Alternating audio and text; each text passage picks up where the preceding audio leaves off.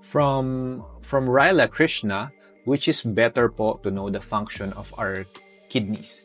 EGFR test or creatinine? Thank you.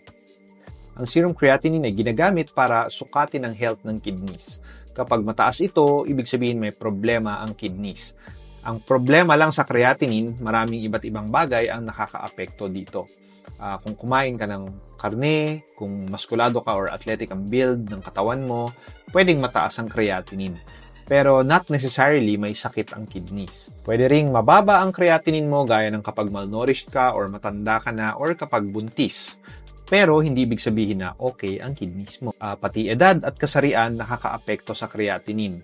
Magkaiba yung function ng kidney ng 24 years old for example na lalaki at 50 years old na babae kahit na parehas ang creatinine value nila. Mas better na panukat ng kidney function ng EGFR or estimated glomerular function rate kasi naka-standardize na ito ayon sa creatinine, edad at kasarian.